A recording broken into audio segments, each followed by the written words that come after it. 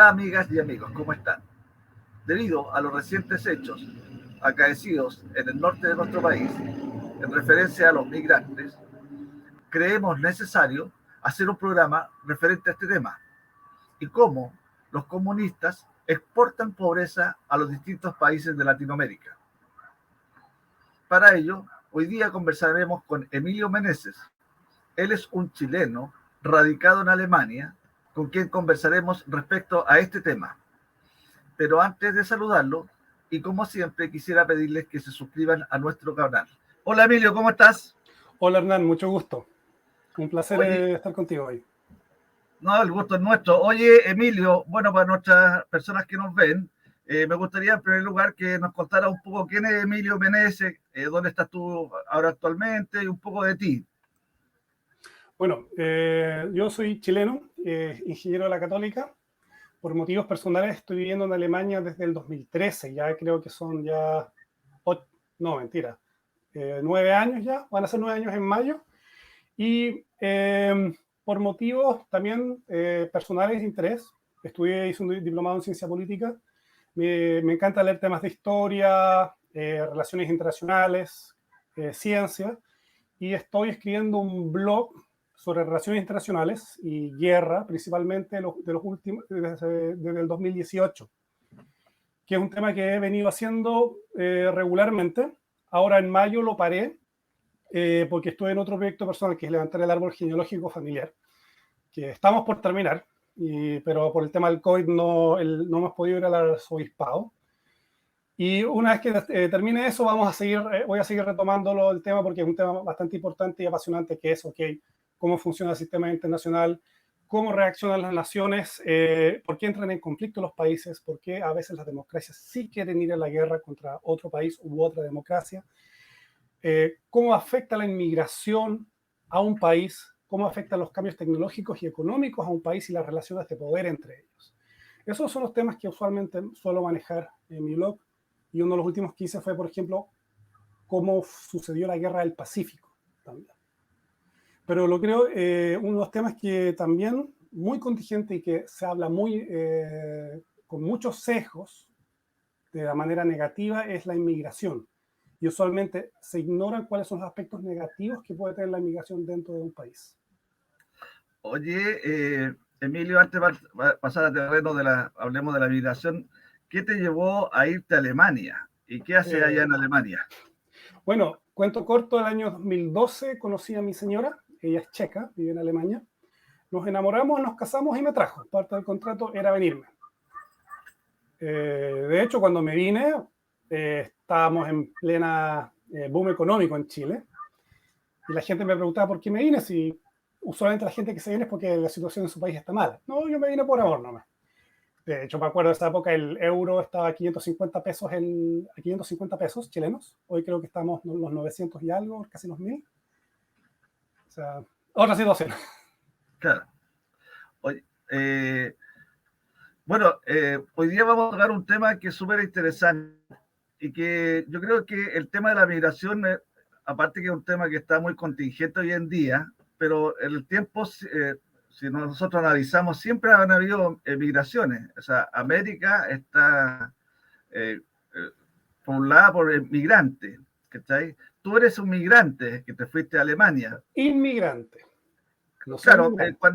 No cuando soy uno una ave es... migratoria. Yo soy inmigrante. Claro. Bueno, hay una diferencia porque hay emigrante y inmigrante. Exactamente. No me equivoco. ¿Ya? O sea, Tú yo soy emigraste. inmigrante desde el punto de vista del chileno, pero en Alemania Exacto. yo soy un inmigrante. Oye, nos gustaría que nos contara un poco cómo lo has visto tú el proceso de migración, cómo lo estás evaluando, qué es lo que has visto todo este tema. Mira, usualmente lo que se suele hablar de este tema, déjame ver si puedo hacerte una presentación, presentar la presentación, el PowerPoint. Entonces, uno de los mayores temas que tiene relevancia, sobre todo lo que en parte ha afectado la crisis económica chilena, es los efectos secundarios que tiene la enorme entrada de mano de obra inmigrante, sobre todo mano de obra barata. Y aquí vamos a tocar más o menos 6 puntos para ver estos temas, que vamos a hacer un pequeño resumen a cada uno de ellos. Pero el punto central que quiero indicar es que la inmigración masiva es una transferencia de riqueza de las clases más pobres a la clase adinerada. En el fondo es una extracción de riqueza, es un robo, porque cuando traes gente muy pobre, las haces competir con las clases pobres ya existentes. Y eso en el fondo es dinero para la gente rica en el corto y mediano plazo. En el largo plazo genera después otros problemas, pero eso usualmente no se ve inmediatamente. Y uno de los primeros puntos que quiero hablar es, bueno, la falacia del trabajo que nadie quiere hacer. Uno de los grandes puntos que siempre te dicen cuando que dicen necesitamos inmigración o necesitamos inmigrantes, es porque hay trabajos que nadie quiere hacer. Y la verdad eso es falso. El punto central es que la verdad yo quiero traer inmigrantes porque nadie quiere hacer este trabajo por el sueldo miserable que estoy ofreciendo. Y esta falacia en el fondo lo que está haciendo es ignorar la ley de oferta y de demanda. Yo recuerdo un amigo mío que tenía el año 2012, 2011, en plena situación económica, muy buena situación económica en Chile, y había muy poco desempleo. En una reunión de sus vecinos en su edificio, el administrador se quejaba que no podía encontrar un conserje a sueldo de mercado. Él no estaba ofreciendo el sueldo de mercado, estaba ofreciendo el sueldo mínimo. Y la verdad debería haber estado ofreciendo el doble, probablemente. Ese es el tema. Entonces, cuando tú traes inmigración en gran medida a un mercado, lo que estás logrando hacer es bajar el sueldo promedio de la gente pobre, normalmente. Y de hecho, eso fue lo que efectivamente se demostró en Inglaterra. En Inglaterra han hecho varios estudios al respecto, y de los cuales quiero mencionar dos. Uno de Desmond Fratini Preston, del año 2012, y el segundo de Nickel y Salahin, del año 2015. Y ambos hablan dos puntos importantes. Uno es que por cada aumento porcentual de la inmigración anual que recibían, los 2 deciles más pobres de ingreso, es decir, el 20% de la población, iba bajando respectivamente su sueldo proporcionalmente entre un 0,6 y un 0,5%. Y al mismo tiempo, paradojalmente, los trabajadores calificados, es decir, los mejores sueldos, gente que estudió finanzas, ingeniería, computación, iban mejorando sus ingresos. En el fondo, gastaban menos dinero. Y eso, la única manera que se puede explicar en cierta manera es que los costos de mano de obra indirectos, los servicios que ellos recibían, eran menores. Por ejemplo, tu delivery de tu comida es más barato, el servicio de aseo es más barato, tu plomería es más barata, porque ahora el inglés que vive en Londres tiene un plomero que viene de Polonia que cobra un tercio menos o un 20% menos que un plomero que vivía en Londres o en alguno de los suburbios. Y eso también afectaba principalmente a la población masculina más que a la femenina, y afectaba también a los inmigrantes ya radicados en Inglaterra, más que a las mujeres. Entonces, una de las razones por qué también se ven las encuestas que muchas veces los jóvenes están más en contra de la inmigración, bueno, a ellos les afecta más. También no solamente generas una distorsión de mercado cuando traes una enorme cantidad de gente. Este sistema se puede prestar para abusos, que es efectivamente lo que está sucediendo hoy en día en Inglaterra, en Estados Unidos. En Estados Unidos existe un sistema de visas llamado el H1B para extranjeros.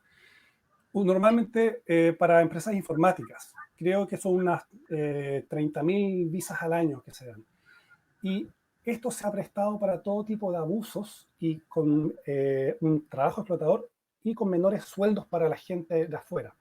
Por ejemplo, se hicieron encuestas a muchas personas trabajando en Facebook, Instagram, Airbnb y en otras empresas grandes, de cómo se sentían si venían bajo este sistema de visas. Y el 50% de los trabajadores extranjeros admitió sentirse seguido o muy seguido presionado para trabajar más que sus colegas norteamericanos. No solamente eso, ellos podían ser despedidos en cualquier momento. Si eran despedidos, perdían la visa y tenían que volverse. Su situación económica era muy precaria. Entonces las empresas podían abusar de ellos. Lo que generaba, por supuesto, un muy buen interés de las empresas en que aumentara el número de visas, porque A, podían pagar menos porque los contrataban como empleados sin experiencia, y B, podían despedir a sus empleados nacionales porque A, son mucho más complejos, conflictivos, pueden querer tener un sindicato y quieren también, por supuesto, más sueldo. Entonces aquí tenemos dos grandes puntos que demuestran con números que efectivamente esto empobrece a la gente, sobre todo las clases más bajas, y se presta para abusos. Ahora, veamos el caso chileno. Nosotros sabemos que tuvimos una gran crisis social en octubre del 2019, pero lo que nunca se habla es qué es lo que hizo explotar esta crisis.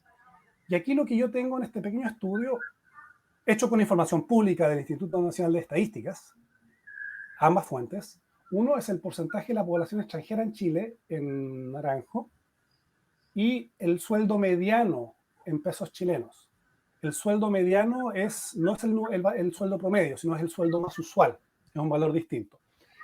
Y lo que te demuestra este estudio es que desde el 2015, de pasar de un poco menos de 500.000 inmigrantes, llegamos a casi 900.000 el 2017, el 2018 ya pasamos el millón y el 2019 ya estamos llegando al 1,5 millones. La población inmigrante se triplicó, tomando en cuenta, llegando a casi 1,5 millones, tomando en cuenta que ¿cuántos somos? ¿18 o ya somos 19 millones de habitantes, Hernán? Digamos que son 18 millones para facilitar el cálculo. Pero sigue siendo casi un 17-15% de la población que se aumentó. O sea, de un 5% pasó a un 17%.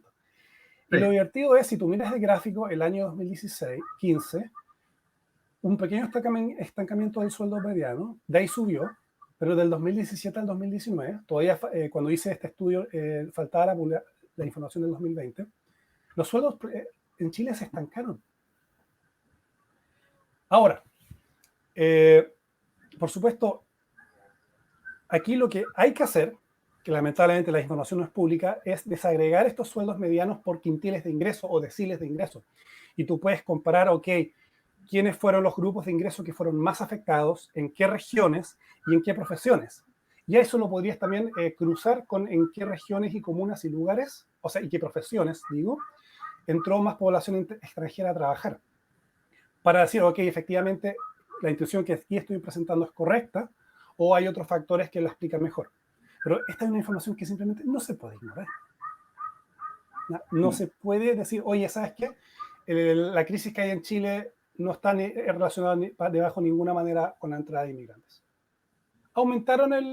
Los triplicaron, aumentó en 1 millón de personas. ¿Cómo afecta eso el sueldo promedio de la gente? Y nunca, no he visto un político, por lo menos, hablar de eso de manera seria. No sé cómo estará ahora el debate presidencial en este instante. Sí, bueno, recuerda bien que en el gobierno de Bachelet se traían aviones con haitianos. O sea, llegó una mano de obra muy, muy barato porque los haitianos venían a trabajar por lo que fuera. Y bueno, hoy en día también se descubrió, te comento, salió en las noticias que los haitianos empezaron a viajar a Estados Unidos. Está en la frontera, sí. Y se encontraron en la frontera no sé cuántas cantidades de carnets de identidad chilenos, porque los haitianos decían que no les convenía mostrarse que ellos habían estado en Chile porque perdían una serie de beneficios en Estados Unidos y votaron su identidad. Entonces, claro, yo creo que hay un tema de migración por necesidad realmente, pero hay mucha gente que usa y abusa de la gente migrante en el fondo. Sí. Efectivamente. Y bueno, de hecho Fox News lo estaba comentando, estos haitianos no vienen de Haití línea directa, muchos vienen de Chile. Y me sorprendió ese dato. Sí. Bueno, veamos el siguiente punto. Entonces, como iba diciendo, de los puntos 1, 2 y 3, en el fondo la inmigración sin control de mano de obra barata es transferir dinero de la gente más pobre a la gente más rica, que es en el fondo los que contratan y ofrecen puestos de trabajo. Y eso es un tema del que no se habla. Nunca he escuchado a un político mencionar este punto. De hecho, ni siquiera en Chile, en ningún país del mundo. Claro. Y esto es un tema, es un punto que no debería solamente interesar a la gente derecha. Partidos de izquierda que supuestamente dicen representar a los pobres, por este mismo punto, deberían estar en contra de la inmigración. Porque en el fondo estás destruyendo estás afectando a la propia gente que tú dices defender y representar en el Parlamento.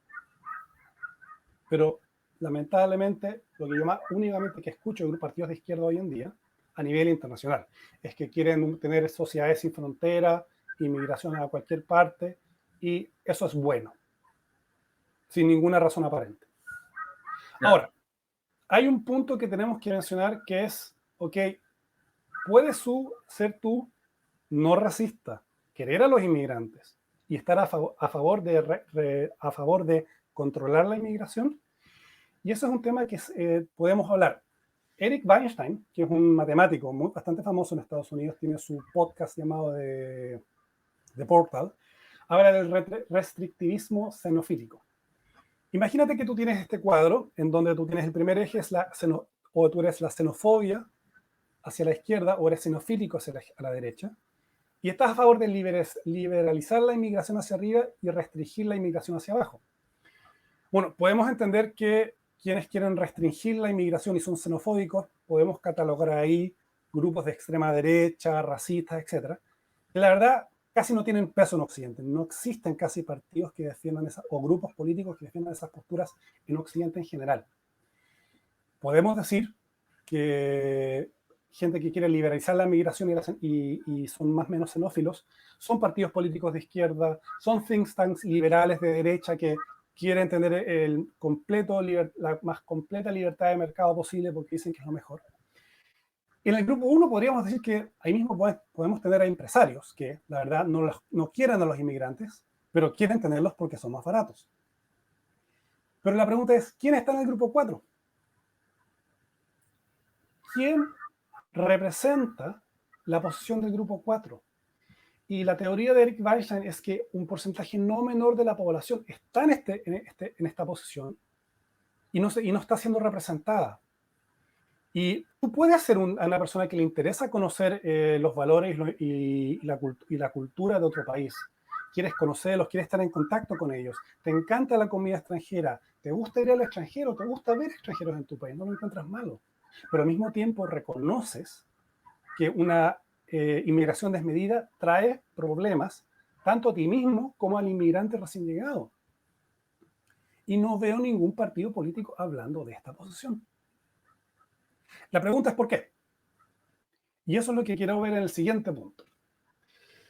Y el título aquí lo dice todo. Usualmente cuando alguien intenta oponerse a la inmigración, lo primero que reciben como ataque es que si estás en contra de la inmigración, eres un racista de mierda, perdonando mi francés.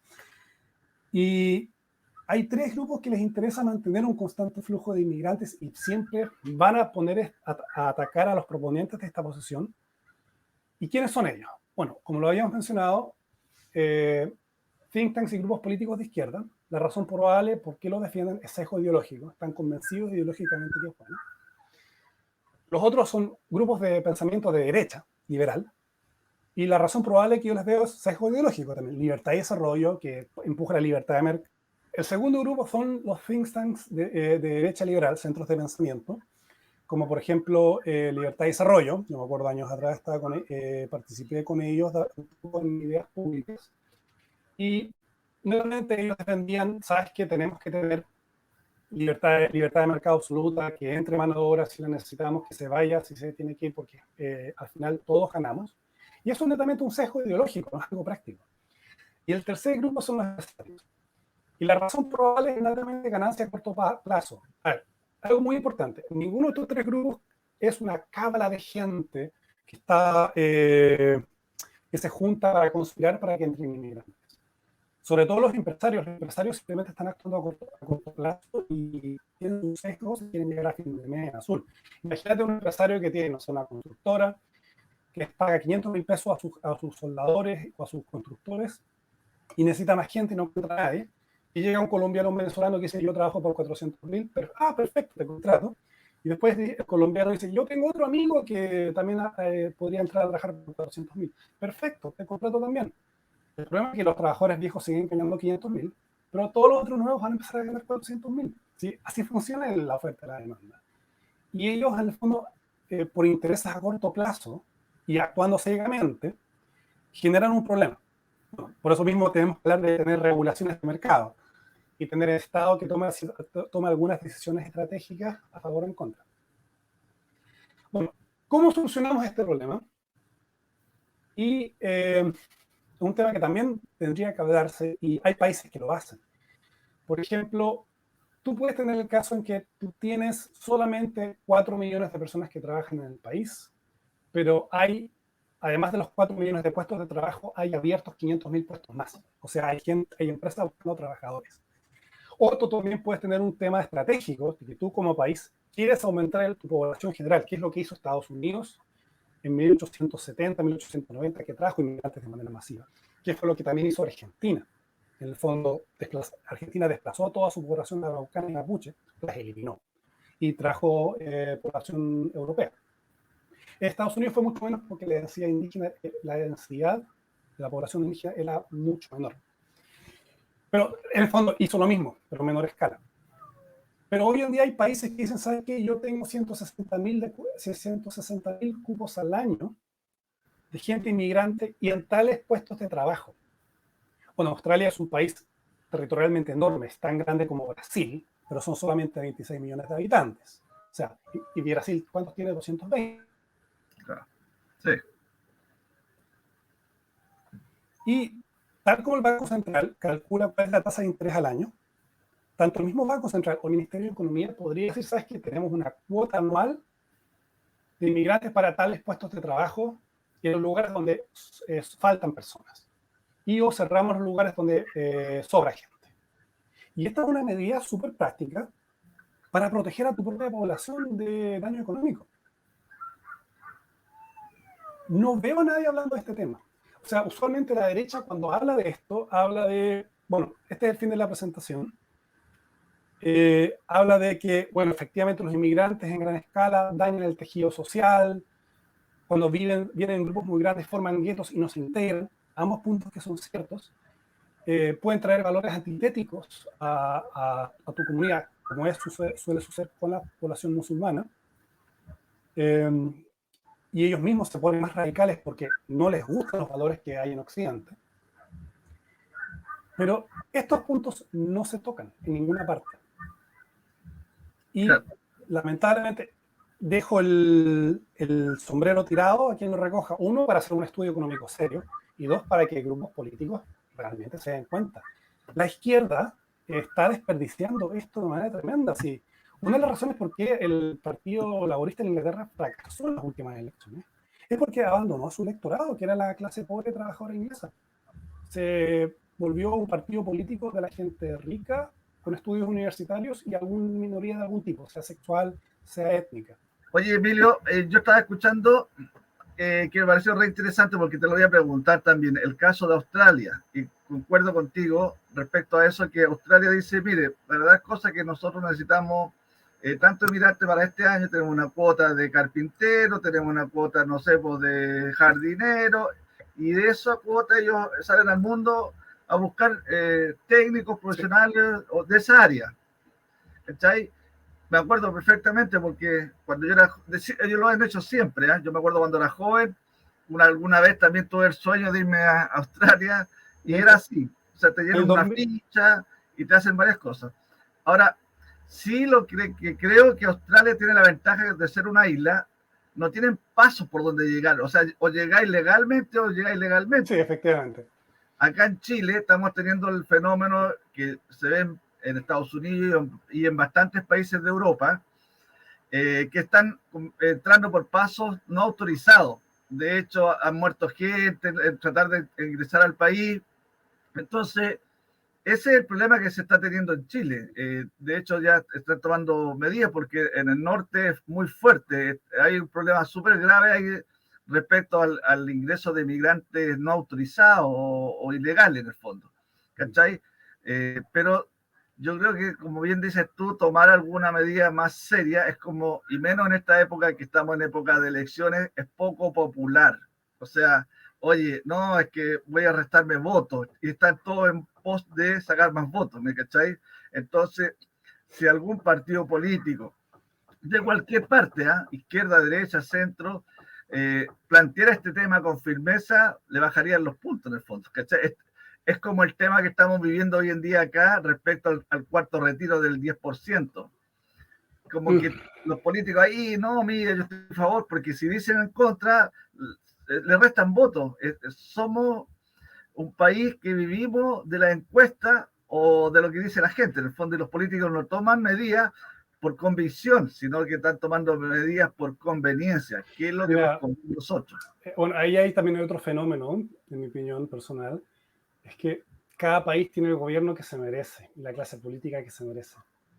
Y esos son los líderes que hemos elegido, en parte, en cierta medida, porque la población es también cortoplacista. Es algo muy humano. O sea, lo sabes que el retiro del 10% no me interesa tener problemas a futuro a mi vejez, pero quiero tener 2 millones de pesos ahora que los necesito, porque efectivamente puedo necesitarlos. Mucha gente se olvida, pero cuando nos cambiamos a las AFP, creo que fue a principios de los 80, fines del 79, los 80. Todo el cambio fue voluntario. Todo el mundo se cambió voluntariamente. ¿Cómo lo hicieron? Porque el antiguo sistema era, te sacaban el 20% y en el AFP te iban a sacar solo el 10%. Entonces toda la gente se cambió. Si no, es más o menos lo mismo. Y la gente es cortoplacista y no piensa futuro. Y no podemos decir que el sistema educacional no te enseña eso. Eso es algo que también tienes que tener en tu casa. Es una serie de valores y decir, ¿sabes qué? Ok, quiero pensar a futuro, pero al mismo tiempo no puedes exigirle pensar a alguien a futuro si está ganando 200.000, 300.000 pesos al año, al mes, que diga. Si apenas llega a fin de mes. Entonces, es complejo. Y mira, cuando tú tienes una crisis económica, la gente se toma medidas desesperadas. Mira, tú hace un rato hablabas de que la izquierda, siendo un partido que boga por la gente pobre, o sea, entre comillas, porque ellos aman tanto a los pobres que en el país que los multiplican, claro, donde llegan los multiplican a los pobres y los triplican y les gusta. De hecho, una dirigente comunista acá dijo que ella prefería igualar a la pobreza, pero que no hubieran tantos ricos, ¿cachai? A ese extremo. Entonces ellos, ¿por qué no hacen tanta crítica de la inmigración? Porque ¿de dónde están viniendo los inmigrantes? Principalmente de Venezuela, un país en el cual supuestamente si están tan bien, no se entiende por qué la gente está arrancando, porque cuando tú le preguntáis a un político de izquierda, de hecho yo hice un programa recientemente respecto a Boric, Gabriel Boric, una de las que trabaja en el comando estuvo en Venezuela y alabando el tema venezolano, que era lo máximo, que Chile debiese seguir los pasos pero si lo dijo, o sea, no es que, por eso lo puse en el programa. Entonces, ¿cómo se contrapone si están tan bien?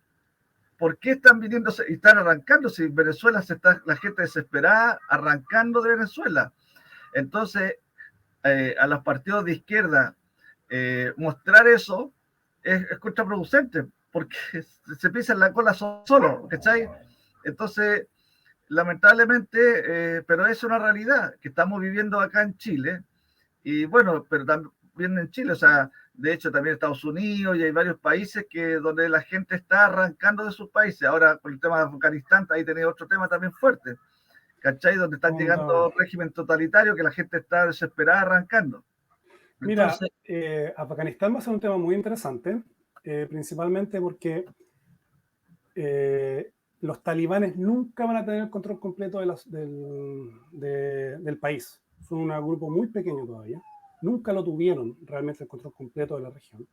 Y desde el punto de vista histórico, desde Alejandro Magno, después los persas, los rusos, Gengis Khan, que también conquistó Afganistán, ellos solo podían dominar ciertos núcleos urbanos y el resto de las zonas montañosas no tenían control de ellas, eran en el fondo independientes. Y al final del día lo que va a suceder es más o menos lo mismo. Tú tienes, al final, los talibanes también, si bien son musulmanes radicales, podemos decirlo, tienen un muy fuerte componente sufi, que son un tipo de musulmán, islam muy místico. De hecho, los sunitas los odian completamente. O sea, los sunistas wahabíes de Arabia Saudita no los pasan porque dicen que estos son herejes. Y también es una sociedad, en el fondo, en muchos sentidos medieval, aunque con celulares, y tienen internet. opinan que la Sharia tiene que ser implementada, no solo los talibanes, la población entera. El 93% de la población, o el 97% de la población del último Pew Research decía que la población estaba a favor de implementar la Sharia. Sharia implica ejecutar a la gente que cometa actos homosexuales, no ser homosexual, cometer un acto homosexual. Y la mujer, por supuesto, su labor es tener hijos, no trabajar. Y además, tenemos muy mala información de Afganistán. Por ejemplo, en el diario dicen tenemos entre 30 millones de habitantes o tenemos 40 millones de habitantes.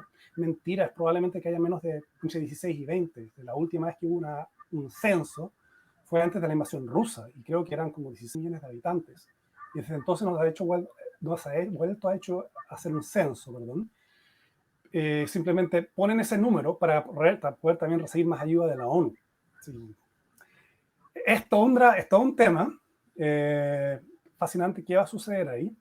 Fue en el fondo también un fracaso de Estados Unidos, que no supo lo que tenía que hacer en ese país. No tenían un proyecto a largo plazo claro.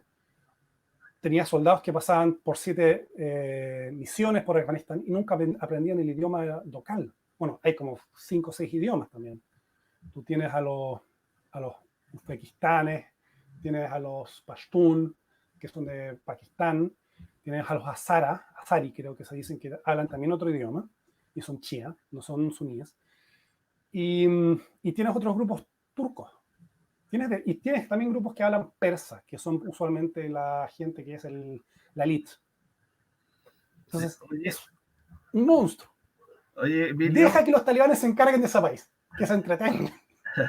Oye, Emilio, bueno, como tú te habrás dado cuenta, nuestro programa dura siempre más o menos media hora. Se nos pasó volando la hora, pero yo te quisiera dejar comprometido para que abordáramos otro tema, algún tema que sea de interés, visto desde afuera, como tú lo estás viendo, para un próximo programa. No sé si ya has visto algo como para dejarlo como adelanto para que la gente que nos está viendo espere el próximo programa, si has visto algo. Por supuesto, estoy haciendo, bueno, de partida a todos los seguidores de mi blog, una disculpa porque no he publicado artículos nuevos. Como mencioné anteriormente, estoy en un proyecto familiar personal que ya está por terminar, espero. Y voy a seguir retomando temas. Lo que estoy leyendo, uno es la Guerra del Pacífico, que publiqué varios temas al respecto. ¿Tú sabías que la Armada chilena era más poderosa que la americana en 1881? Y los americanos trataron de detener la expansión y la conquista de Perú. Y fracasaron. Fue una vergüenza para ellos, sobre todo para el secretario de Estado, que estaba a favor de eso. O sea, a favor de impedir esta expansión. Y también cómo se prusianizó el ejército chileno, o más bien dicho, fue un cambio cosmético, pero no fue un cambio al ethos y a la cultura del ejército. Eso no cambió. La modernización del ejército chileno fue muy posterior a las modernizaciones del general Emil Köhler, el alemán. Son dos temas que quiero tocar. Bueno, ya está planteado los siguientes temas, Emilio. Te quiero agradecer que hayas estado en nuestro programa.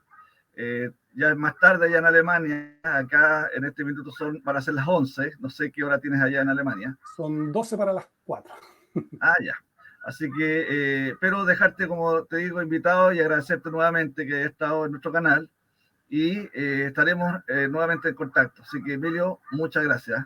Chao. ¿De qué? Un gusto, Hernán.